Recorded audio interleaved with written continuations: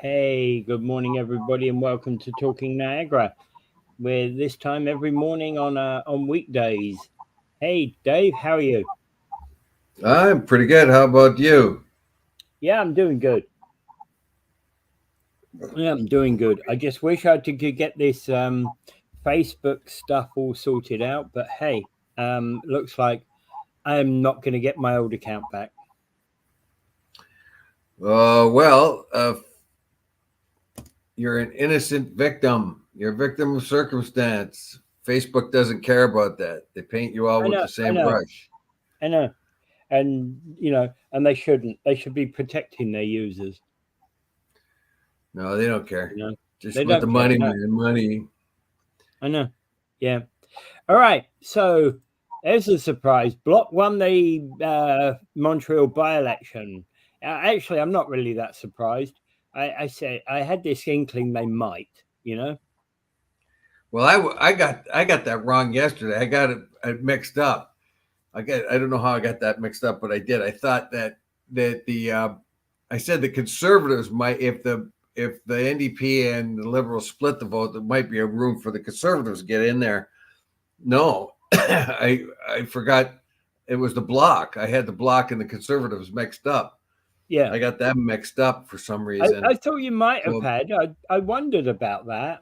Okay. yeah, So Bloc candidate Louis Philippe Suave, who beat Liberal Laura Palestini to win this seat in southwest Montreal. Right, and the NDP candidate finished third, whose name was Craig Suave. Right, ironically, very close to the Bloc candidate. yeah. Right? Well, So Bloc took 28% versus set 27.2% for Palestini and 26.1% for the NDP. And there were less than 250 votes separating the parties. well, this is kind of this is a bad news for the Liberals, of course. Uh, they would not have lost it against the Conservatives. I made that mistake yesterday. They could have lost it against the Bloc, which they did, which means their Liberal stronghold in Quebec is crumbling. Yeah. If they're they had two contenders for that seat, which they should have won, which is the NDP and the Bloc won. And you could think that the NDP and the Liberals did divide votes between the two, which made the Bloc easier to win. The Conservatives did Yeah, show not bad for like around 3,000 something votes, so this wasn't too bad for conservative in such an area, uh, such a red area as it is. I'm surprised they got as many votes as they did. I guess when I sorted it all out in my head, but this is not a good thing for the Liberals. They've lost again. yeah, Lost a seat they should have held. yeah. But in out west, though, in Manitoba, the Conservatives were not able to overcome the NDP. That No. was a must win for the NDP, and it was a must then win for Liberals in Verdun. Uh, that was touted as a must win by the Liberals, and the NDP said it was a must win for them in Manitoba. Well, they did. They held off the Conservatives in Manitoba, Yeah. which is kind of like what's going on in the country. The NDP are doing what they always did, right about the same amount of uh, of support in the polls. Is the Liberals and Conservatives have switched places. So the Yeah. NDP was seems to have been like there was a challenge to them, but it was a NDP stronghold, so they didn't want to lose that. But they were challenged, and that's the important part here. They didn't lose it, but a safe seat was challenged. Yeah. Yeah, and like the 91 names of the seats on of people on that ballot in Montreal must have made that count very difficult. Yeah, and in this case, it wasn't like the one in St. Paul where almost nobody got a vote.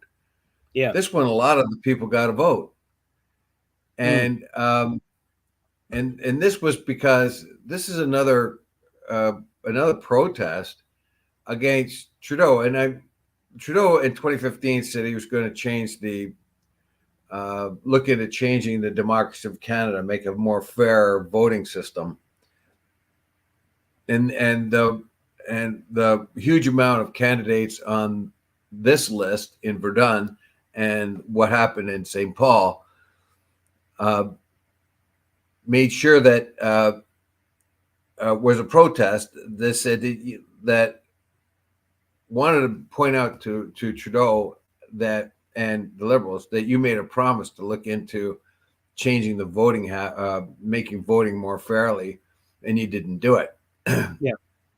And this was the same thing as McGuinty. When he came in, he did the same thing. And when Trudeau came in, he did the same thing. There was these promises, but they don't go ahead with them. If they had gone ahead with them back in 2015, Trudeau would have, or the Liberals would have lost the last election, the last federal election. Yeah, exactly. Yeah. So when they looked at it after they got in, they realized that if we change the system, it's not to our advantage.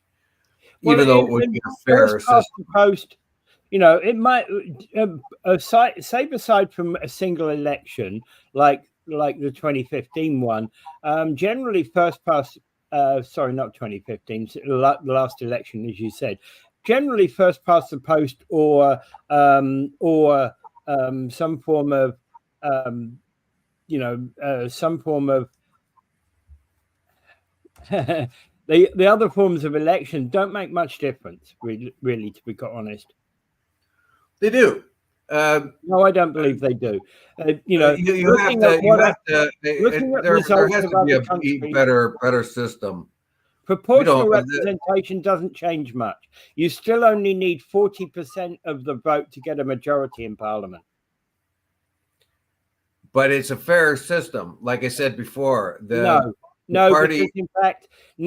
in fact, actually, parties that get 10% of the vote consistently across the country still get zero representation in Parliament.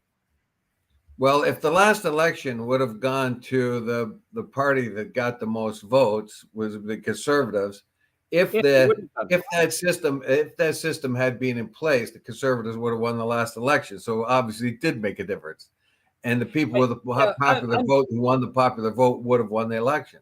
I'm not talking about one election. I'm talking about overall. And besides which, I think that any of these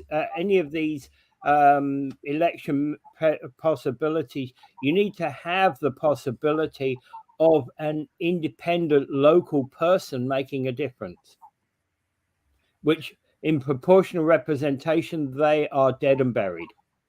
Was it proportional representation they were bringing in, or some other kind of reform? Well, they were talking about proportional representation. Most of these, the only real political reform they ever mention is proportional representation, right? Anyway, we got some comments. I'm not so sure. Okay, go ahead. Right, got some comments.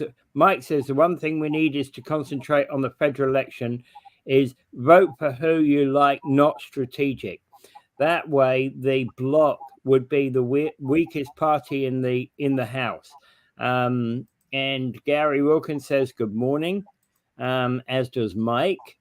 And Mike also continues, our election system is broken. Yeah, I think it has to be reviewed. I really don't. I think there has to be a kind of a ballot where you pick your first and second type of, this is the one you like the best, this is the one you like second, kind of, because that way we believe in single transferable vote. Well, I don't know what you believe in, but I'm saying there has to be some fairer system. There, like this is the not problem fair. with single. When you have somebody that wins like 40% of the vote, or even 38% of the vote, and the other two split 30% of the vote, and you win with 1/3, well, maybe a little about 40% of the vote or less, there's something wrong there. Well, the problem with a single transferable vote, let's say that, for example, and just for this hypothetical, is that I believe I'm a conservative, so therefore I vote conservative. But I absolutely hate NDP because I think NDPs are on a on a mission to nowhere, for whatever reason, right? So if I got a single transferable vote, that means I've got to vote for conservative first, liberal second, whoever third, whoever fourth, and then NDP fifth, right? Okay, so my Now, there's nothing there that says you have to. There's nothing there that says you have to vote for any more than one. Is in many of those you do have to. You do have to use all 5 votes, right? The thing is, normally it's second choice round that actually gets the final say. But then the question becomes of anyway, I don't necessarily think that a single transferable vote actually improves anything over what we currently got. Well, I think if you were able to, like in a municipal election where you can vote for the councilors you want, you might only want 2 of them that's on the ballot. So you vote for those 2. Yeah. You don't bother voting for the other ones. I think this may be I don't know. It would have to put into a study. And when McGuinty came up with a promise that he would change and make voting more fair, he realized very, very quickly that if he changed things, it would be more fair or more democratic, but he would lose in the next election. Like whatever the system was, first past the post, benefited the incumbent party. Yeah. Because the incumbent party won by the first past the post system. Yeah. That's why it'll never happen. That's why it never happened under Trudeau. Because once he got in on the first past the post, he could see that changing this is to a disadvantage to him during the next election. And the point he could easily see that if he had changed it to the system that he had proposed, the next election he would do, if all things remained the same, he would do worse. So why would they change it? The point being, Dave, is that in whether you are using any form of proportional representation or first past the post, the party that gets 40% of the vote normally gets an absolute majority in the House, right? And that's a problem, right? So Mike also makes the point of 60% of the population voting. It should not be legit. If we don't get 60%, it shouldn't be legitimate. When only 35% of the population votes, that should be, is that correct? Yeah, agreed. I think we should have some sort of runoff that you have to, the party has to has to get at least 50%, let's say, of the electorate, or 60%, make that number, and they have an election and they win 40%. Well, that's you're talking about and the lower parties are eliminated.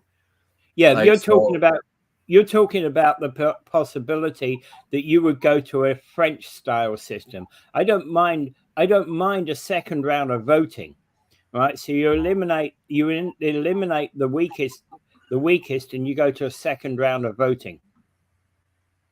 That would take away this business about somebody winning like 38% of the vote and then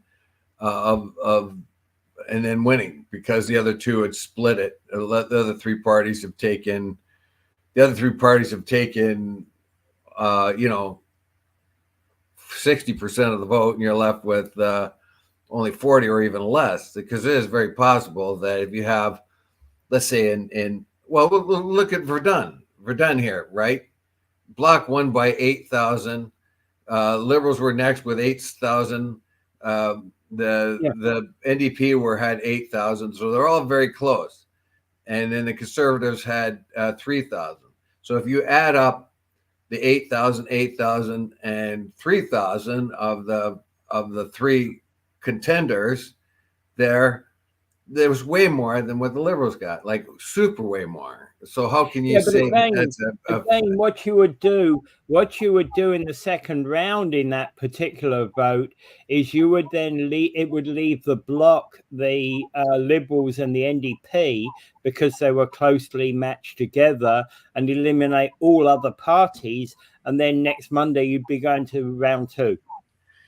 And what's got to be galling to the Liberals too in that particular party, I'll do a bit of an aside here, that if you notice that all of the long list of candidates that were on there were people voting for them. Some people got 25, 26. Some, if you added all of them up and they sort of handed them to the Liberals or the NDP, they may have been able to beat the Bloc out.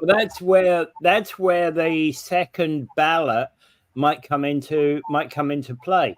Now it's, because it allows you to go out and vote for the Monster Raving Loony Party in round one, and now you get serious in round two.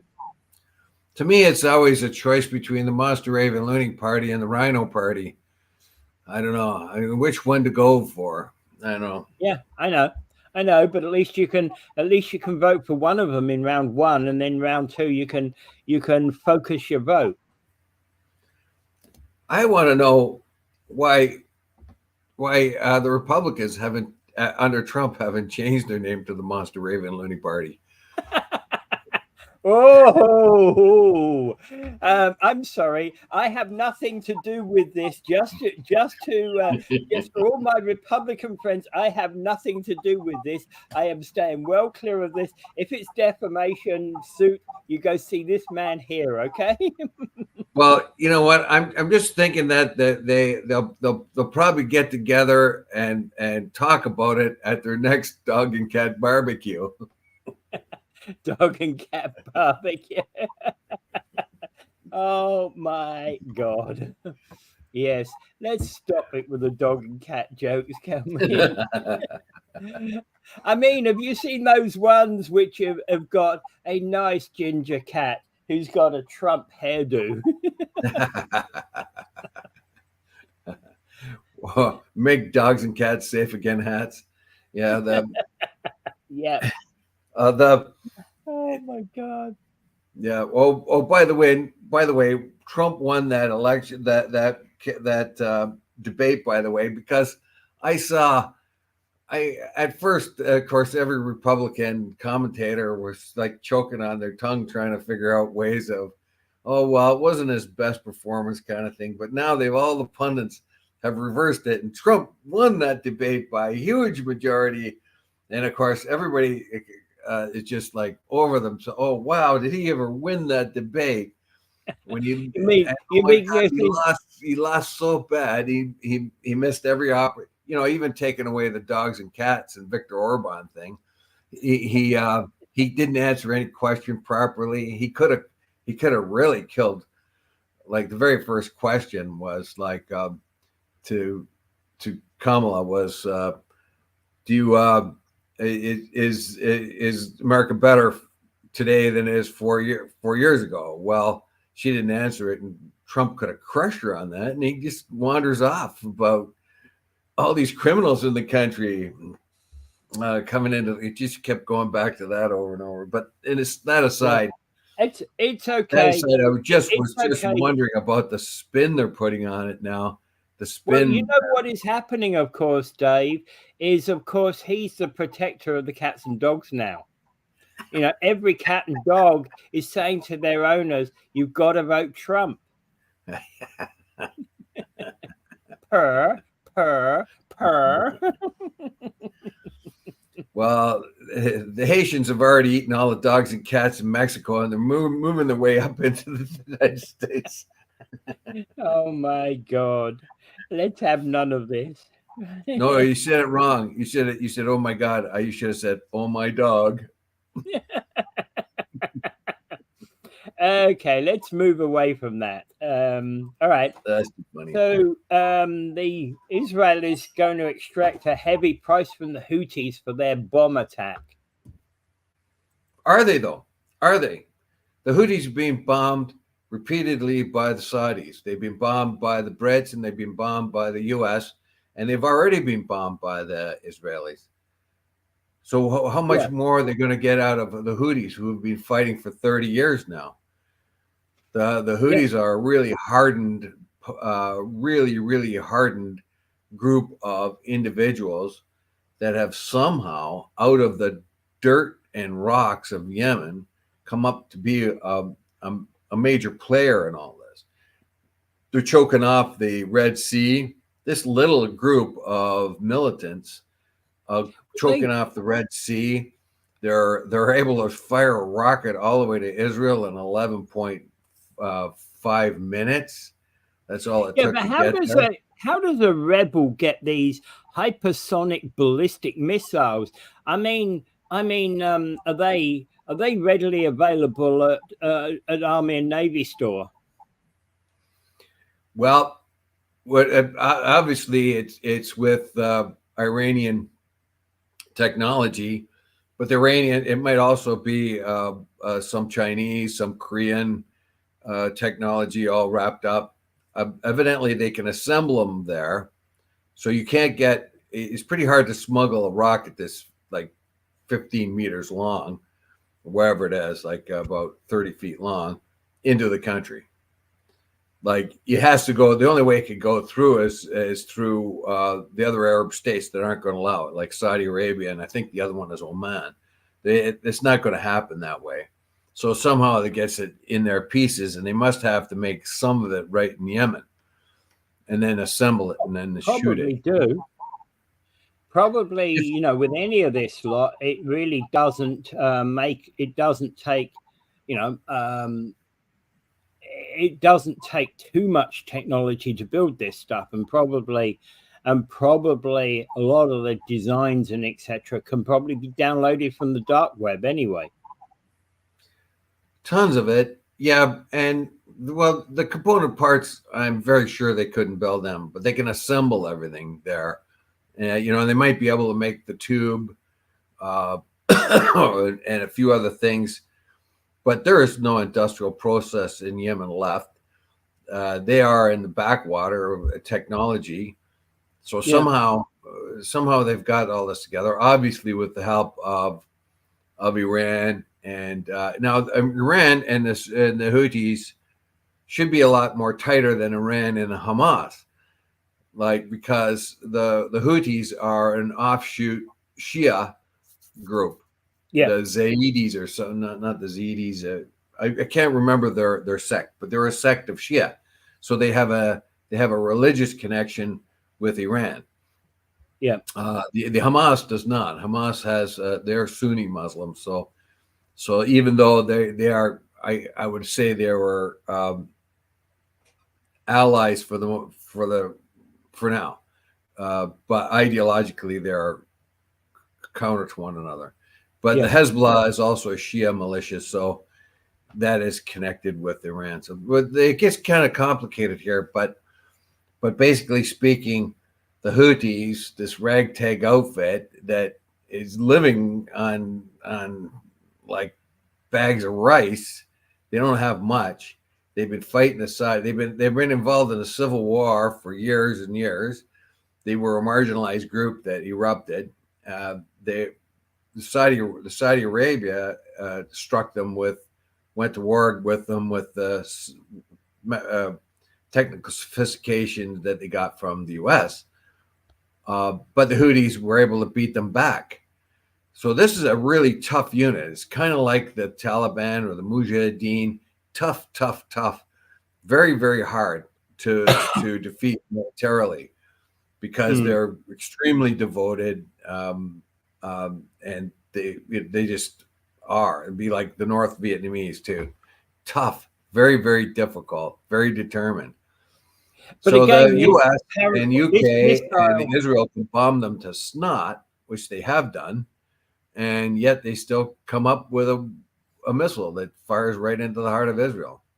But again, apparently this missile doesn't have exactly precise targeting.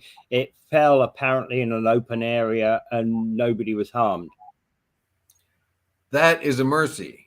That is a mercy because a rocket like that could kill a lot of people. They said they were aiming for some military target. Yeah, it's like at the moment they're lobbing them up. It's like those V2 missiles that were sent during the Second World War to London. Rockets that just basically just dropped out of the blue into the middle of London. Yeah, the buzz bombs and the V2s, V1s and V2s. Yeah. When the with the V1, the buzz bomb, once the buzzing stopped, that was just going to drop out of the sky because that's when the fuel ended. But with a V2, it's just a rocket, and all of a sudden you get this crater, bang. Yeah. The V2s killed 5,000 people, I think. I mean, it was a real terror in the end of the war. Yeah, it was a real it was a dying day effort, but it was, it was a real terror in the same way as these could be. But V2s had no targeting either. They just they just know that they could run them, and that that they would have n number of miles of range, and hopefully that was enough to hit London. The big significance here is that this ragtag outfit, this like super budget military force, has a hypersonic rocket that got into Israel, got past its Iron Dome and all other protections. Iron Dome is not the only protection. There's others too that are there. This implies that Iran and Iran's proxies have a lot more of these, dozens, maybe hundreds of hypersonic rockets that could go into Israel and do a heck of a lot of damage without being detected. That means that little Israel is pretty small. So if everybody starts shooting hypersonic rockets at it, missiles, then it won't be able to defend itself. Not even the United States can come in there, or Great Britain can shoot these down. Not enough of them anyway. Yeah. That puts Israel at an extremely vulnerable position. And it's people have to understand now there are rockets and missiles that can get through this.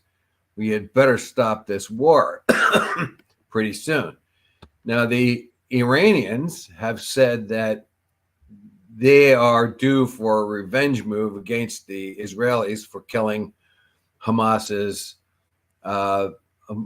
negotiator right in Iran. And so they have they said that right now that they are exercising restraint. They're not necessarily going to take revenge. They're reserving the right to take the revenge when they want to. And they've just shown by having the Houthis drop a missile on them that they can exact quite a bit of revenge if they wanted to. This is a dangerous escalation. Very, very dangerous, because if somebody makes a mistake, there's going to be, and the escalation just runs too far, there's going to be a major war there, and there's going to be major destruction in Israel. There's going to be major loss of life there, and there's going to be major loss in Iran, and this is just going to get out of hand. We got to stop this war, and we got to stop it now, because this is just beyond, like it's getting too close to Armageddon. At least Armageddon in that area. Yeah. The Turks are mad. They're mobilizing their army. The Iranians obviously have got these long-range hypersonic missiles that can get through anything the U.S. and Israel can put up. Again, if it was the Iranians firing these things, I would say that the technical skills of the Iranians, they'd probably be able to target these things very well. I don't think so. They're hypersonic. That's the whole point. Like, and this one's not even the fastest they've got. This is mid-range Mach 3 or 4 or something like that. They've got them going Mach 5. If they came from Iran, they would not be able to shoot them down. I think Iran's even closer than Yemen. I mean, if they if they manage to get them into their surrogates in Syria, then they can go just a few hundred kilometers with a supersonic missile. Yeah. You see my point, you know. And Yeah. then if they don't even have the whole lot of supersonic missiles, if they threw everything at Israel, the Iron Dome would only be able to pick out so much out of the sky before it rains down on them. We're in a dangerous situation right now. It's a The very Israeli dangerous. state is in a very, very dangerous situation right now. And Yeah. so is the Iranian state, because there's like it's just going to be revenge upon revenge missiles going off each. You know, I'm serious. This is bad news. Yeah. Oh, I agree with you. It's bad news. Very bad news. Okay. So while we're on that same subject, a Toronto man has been accused in a New York City terror plot. Basically, according to the indictment filed in the U.S. court, 20-year-old from here, whose name Mohammed Khan, just to be nice and nice and don't identify him. Just call him Mohammed Khan. That's fine. We can live with that one, right? No. So basically, he wrote apparently in this encrypted dark web chat group, if we succeed, basically the Orthodox Jews in New York, to kill ultra Orthodox Jews in New York, it would be the largest attack since 9/11. God, he's really shooting for the wrong people, isn't he? The ultra Orthodox people, Jews in New York, are I mean, might be an ideological threat to them, but that's the point. It's ideological, isn't it?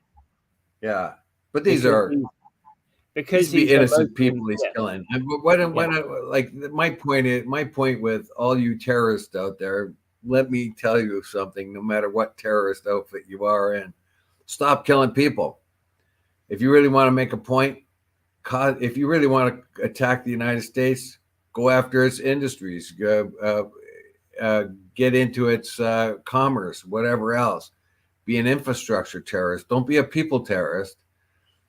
You don't want to throw a bomb into a building and kill a bunch of people like Orthodox Jews or anyone else. What you want to do is throw a bomb into the electrical unit, the electrical substation close by, and shut down power. Hit your enemy in the pocketbook. Don't kill the people. Well, that if you kill people, they get stronger and stronger against you, and what you're doing is murder, and nobody's going to respect murderers. But if you want to attack somebody, you attack their infrastructure, attack the roads, bridges, electrical output. If they got a ship going down the line, throw a bomb into its propeller, but not into the places where people live.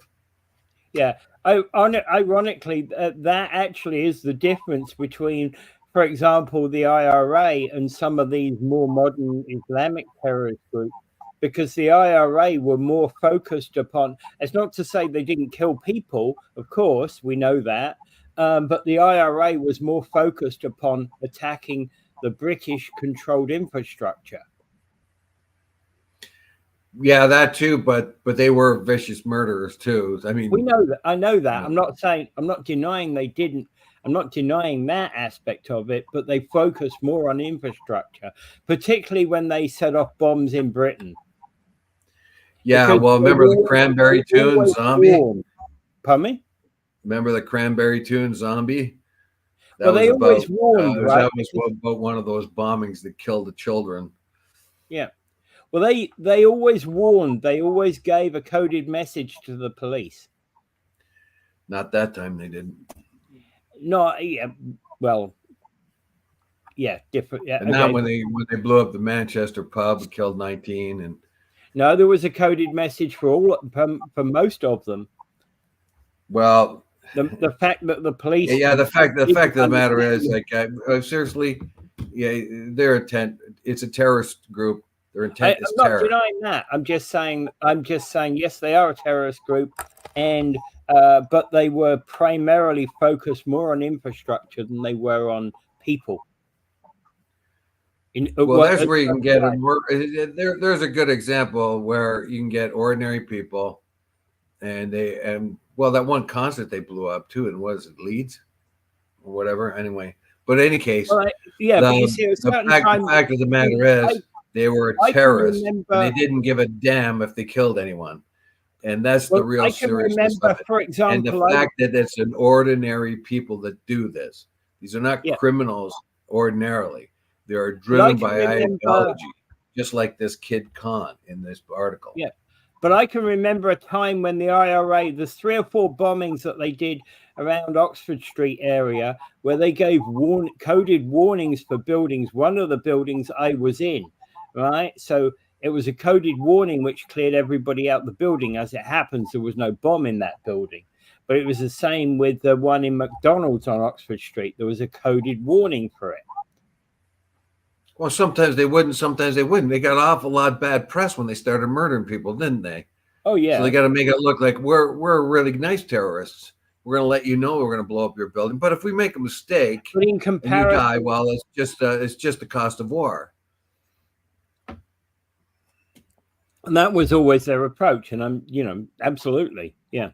But again, in relation to their own people, the Irish people, the reason why they were giving coded messages is because too many of their own Irish people were against the kind of murders they were doing. Yeah. So they had to tone it down if they wanted to maintain support among the Irish people, even at a certain level. Yeah. They couldn't keep doing that. Yeah. Even ISIS, even Al Qaeda had to come down on their operatives when they started cutting the heads off of people. They said, you can't keep doing that. I mean, you can kill them, but you don't do it like that. So they have this sort of odd moral compass. In any case, this guy came from Toronto, and he was in New York. He was planning a major attack in New York City. How did he get into Canada? I want to know. We just went through this again, where it was another. It's a very good question. Okay, so is he a local born Canadian person who has been radicalized, or is he an immigrant? No, I think this guy's was an immigrant, or but I don't know. It's been a couple of days since I read this article. Was he radicalized here in the West, or was he an immigrant that was already radicalized? The latter being the most problematic, of course.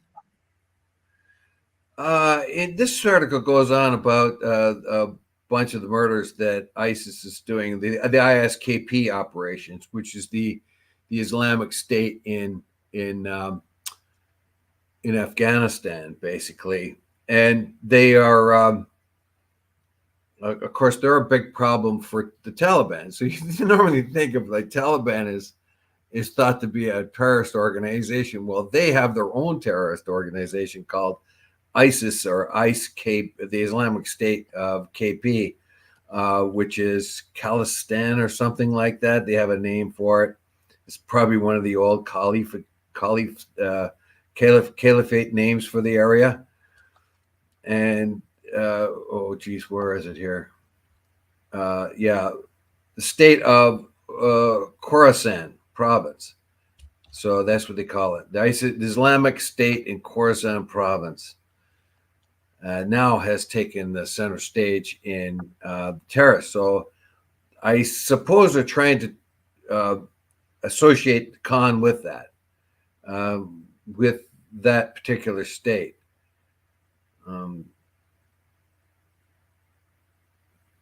In any case, it just talks about ascendancy of the ISIS people. It's wondering the twisted prediction was alleged made by undercover American police officers posing as jihadis. Khan was arrested September 4th in Ormstown, Quebec, 12 miles from the Canadian-U.S. border. But the details of his prosecution case, a window into renewed threat posed by terrorists bombed a decade ago. So this was cracked by Americans who probably worked with Canadians on that part. Yeah, and to a large extent about this is, they're monitoring the dark web.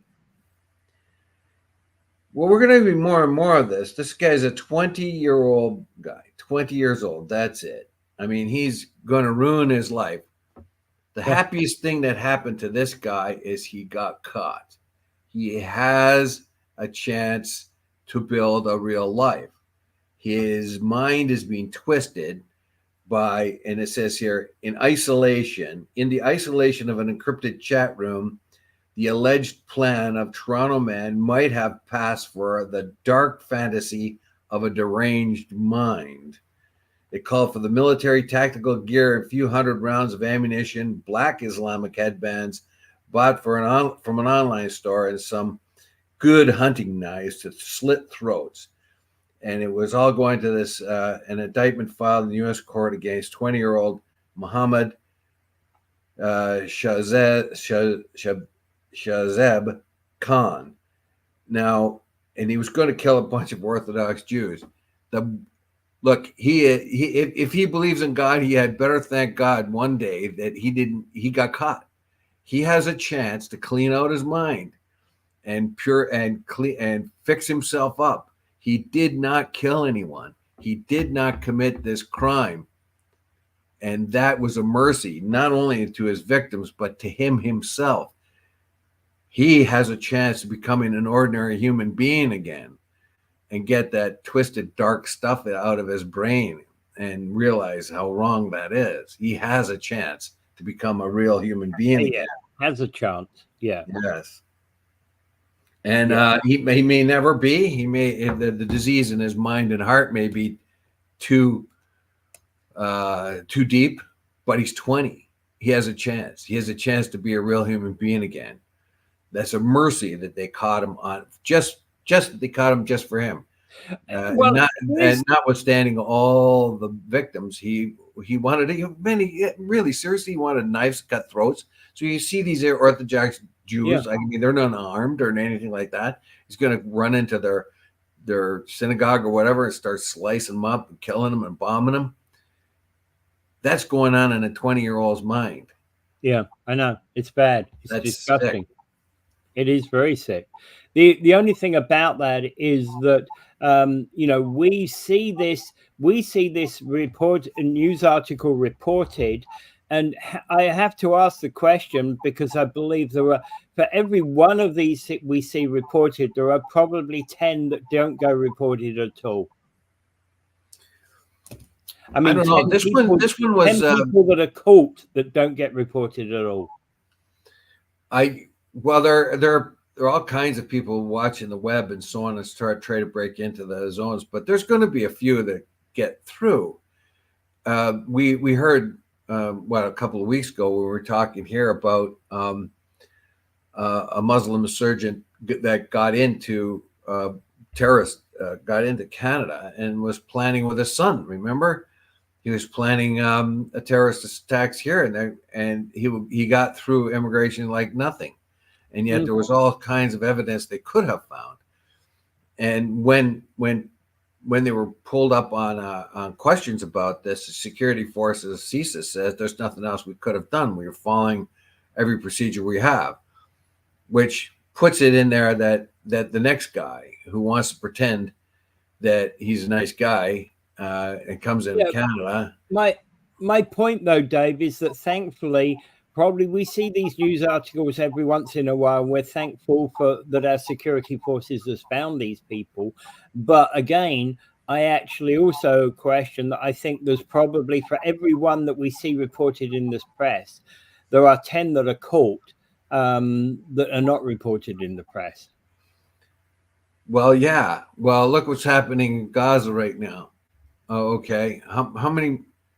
You're going to get thousands of willing suicide jihadists. Yeah, thousands of them, and we know our borders are fairly porous in the United States too.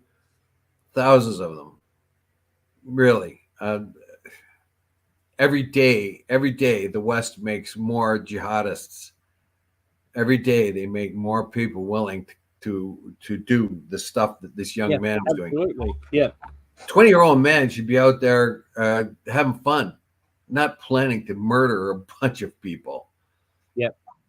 And even if his, even if you follow that definition that he wanted to go, for example, become a Muslim cleric, let's say, but yes, he should be enjoying life. There are plenty of Muslim clerics that actually will not ever condone murder, right? So, but will live, respectful, lives. Well, yeah, not like 99% of them.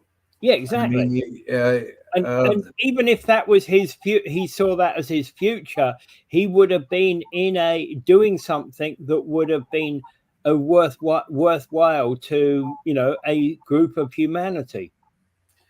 the Muslim religion says that if you kill one person, you kill all humanity. Yeah. If you murder one person, it's the same as murdering all humanity. That's how serious they take it. Yeah. Now, the reason why the Islamists get around that is they say that they try to refer to things like if they kill 8 of you, you can kill 8 of them, but you can't kill 9. Which means, in the Muslim mind, lots of Muslims' minds, because the United States and Britain and all of them have killed hundreds of thousands, millions of civilians in Afghanistan, Iraq, Syria, and Libya, that they now are entitled, if they killed 1 million of us, well, we can kill 1 million of them. Unfortunately, that's where the twisted ideology comes in. I know. And plus, there's nothing in the Quran that basically will grant a martyr access to heaven. And the 78 virgins or whatever that is, that's absolute rubbish. It doesn't exist in the Quran. There are, but this idea that, and unfortunately, it's not like, it's just not coming out well enough. It's just like Christians that go off and murder a lot of people. You know, when the Crusades went years ago and just slaughtered people willy-nilly, and they did it for God, kind of thing. All this other stuff that they did for God, kind of thing. But that aspect of Islam, and I like to point that out there, that in Islam it says if you murder one person, it's the same as killing all of humanity. That's how serious it is. Yes. Yeah. So if anyone thinks that Islam is a really bad religion, they should take that in. And well, do we have that? Yeah, exactly. Exactly the point, right? And I think we should leave it at that point. Kill one person, you kill the entire world. Yeah.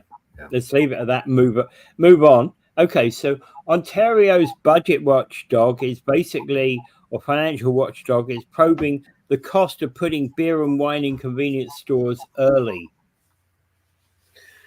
Yeah.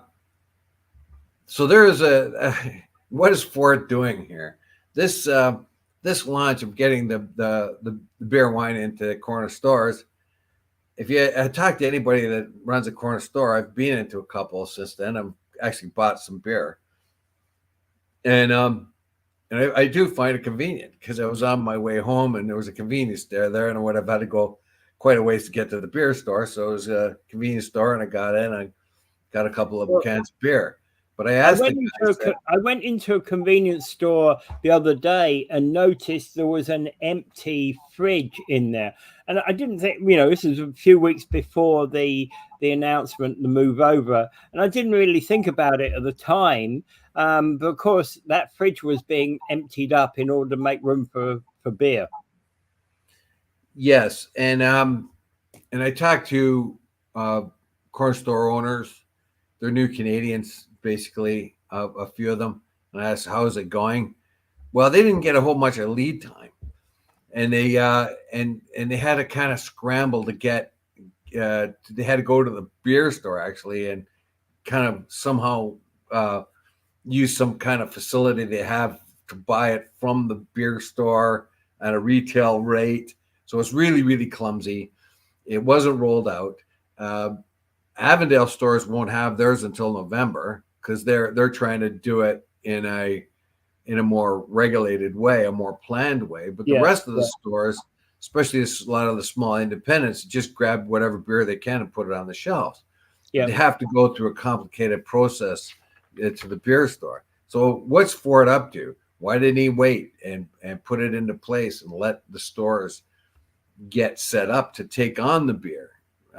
And this makes everybody wonder if he really did want the election coming up in fall or early spring, because he's given people the beer when they want it. And of course, the auditor general or anybody else is looking at the pay stubs for this or the receipts for this, saying, look, this could cost $1 billion. Why make this expense now when the rollout was planned already, but not until next year? I think it was year after, actually, 26. 26, yeah, okay, even more. The original rollout was 26, spring of 26.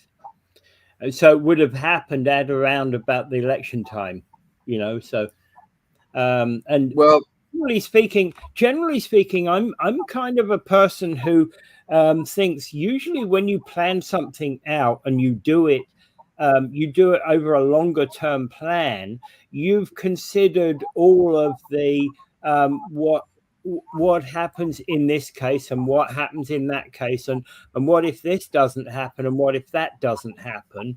So all those considerations can be taken into can be thought about if you're planning something over a 2-year period, whereas opening up convenience stores to selling beer today, you're bound to run into too many. You're not considering all the issues.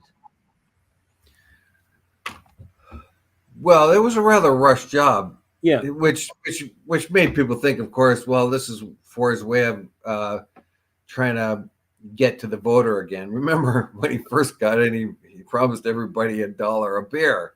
Yeah, I mean, that was one of his election programs, and now he's flogging alcohol or letting people flog alcohol in corner stores, which is one of his promises, and he wants to deliver that early. Now he delivered it early. This also makes everyone's very suspicious that he's trying to soften everybody up for another election, and which looks like it. We've gone without beer in corner stores forever. Why not wait until the rollout could be managed better? In this article, it says it may have cost us up to $1 billion to do this. And particularly when the province needs doctors and nurses and other things, they need that money for other things. I'm not so sure that those complaints are founded. I mean, the NDP have called upon this. I can't get my article back up. Where is it? Basically, I can't find it now. Oh, shoot. Anyway, what do you have to say on it while I'm trying to look for it? The thing is, as I was saying, I'm not a fan of doing things too early. There's a plan. You make a plan, you stick by the plan. You're more likely to succeed when you have a plan that you stick by. Now, Liberal MPP Stephanie Bowman from Don Valley West said her party's finance critic said it will estimate the financial costs and benefits over the accelerated expansion and compare these to the financial impacts of the scenario where the province expands alcohol sale to the previous plan, for the previous plan of 26. And, that's the concern I have, is actually about making sure that we don't overspend, the budget and doing that. Well, I like the way which the opposition Liberals have coined it. They called it a $1 billion booze doggle. Yeah. Yeah. And at the end of the day, you're not going to, the question, it's still nobody's dealt with the fact that essentially the LCBO is still controls a monopoly of transportation of liquor in the country, right? in the province, I mean, and that essentially you have to go, you have to open the market up to other beers, other liquors, in order to make this work. My biggest complaint is we can't get things. There's things we can't get.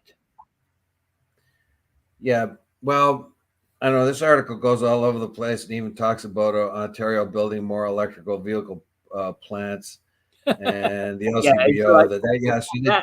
It wanders all over the place, this article, but yeah, that I don't know unfortunately, that unfortunately is the case with many modern articles. They don't stay focused upon the one issue. They have this tendency to meander. Yes, and so it talks about electricians, auto workers, and if it's stuck to the article that's saying the opposition claims it's going to be $1 billion boondoggle, and the opposition says now you're rolling out this plan way early, and it's going to cost the province much more money than it would have if you rolled it out when you wanted to. Even if they can even argue that it wasn't a good idea in the first place, but at least they could say that you well, actually, of course, the Liberals could argue that it wasn't a good idea in the first place. Absolutely, it's their right to argue that. I disagree with them, but the problem here is even if Ford is quite likely it has wasted a lot of taxpayer money rolling this out quicker to be more popular for a presumed election in the spring or even later this fall, they'll be judging the popularity of this, and the opposition has to worry about how much they're going to complain about this as how popular it is. They have to focus on not just they can't say, well, it was a good idea or a bad idea if it comes to be a popular decision. And I can tell you right now, I found it myself easy to do. When I was coming back from doing one thing or another, I don't know, and I felt like having a beer, and I didn't fall. And I passed by a corner store, walked in to see if they had beer. They had a couple of cans of beer, so I grabbed a couple. Twice I've done that. Yeah, exactly. So, and the other question though is that I don't know, what's the price differential between the can of beer that you buy in the in the corner store to the one that you buy I don't know, in LCBO or I found them I bought them at two different corner stores, partly because I was curious and partly because I could use a beer, so I bought 2 or 3 times anyway. But I looked at the prices and they were competitive. I think if they can do that, they can get them from the brewers retail or whatever, and then use the price that the brewers retail can use. I think that's the setup. They could do that if they want to. This is going to save a lot of corner stores, by the way. A lot of the corner stores were struggling. They were just holding on by their fingertips, particularly during the COVID times and thereafter. There was a real downturn because I go to these stores every week to do the bingo thing, and I talk to them. There was a real dip in their business for a very long time. I go to a store in St. Catharines town centre, and the biggest problem I see with that store is they're shut by 4 o'clock. Right? That's not typical corner store. No, they're open at 6 o'clock and they're shut by 4 o'clock. It's like, are you out of your mind? Often when I'm walking back to the car, I think to myself, I'd like whatever, and can't get it, because I'm walking right past this place. And actually, then the other thing is the beer won't even save that kind of corner store because they're not open late enough to sell beer. They can sell it any time of day, and probably it would be worse for them because there's a lot of transient people down there, isn't there? At nighttime, particularly. You're right downtown, aren't you? Downtown. There's transient people there, that's for sure, and I think that's the reason why they shut at 4 o'clock. Yeah, exactly what I'm saying. And if they had booze in there, you can imagine what a mess it would be at night. Yeah. They probably lose more money due to theft and security issues than they do staying open past 4 o'clock. That's probably the way they wake up and they open in the morning for commuter workers coming in, and they service them up to about 4 o'clock, and then they shut everything down before the homeless and the street addicted people come out and make a mess of their store. Oh, yeah. And that's, you know. Yeah, and I think that is their business plan, and they don't really open up in the same way as the most convenience stores open up. You know, other convenience stores, even in St. Catharines, probably have different stock than this particular one does. I find it's very limited in the stock it gives, but hey, you're probably right. It's just serving those office workers that work downtown, you know, and that's all it's serving. Yes, but you know what, and that's kind of like the diners too. When the diners, they close at 2 or 3 o'clock, they're open for breakfast, no open for lunch, and that's it. I think probably it's part of their business model too. But remember, they're gonna see how much business they do after 4 o'clock, and is it worth it staying open? Yeah, and Peter Biker says he'll host a beer in our honor. All right. Have a great day. Have a great day, Peter. Yeah. Don't have your beer with your breakfast though. Why not? Why not? Well, you need the proper. Beer. You need to make an omelet out of beer nuts, and if you don't know how to do that, I mean, you're not getting a balanced breakfast. Okay. All right, and I think we have to kind of leave it at that point there. Yeah. Well, anyway. Well, I'll just do my ordinary. Without further ado, I bid you adieu. Pray for peace. Jesus. I don't know. I can't.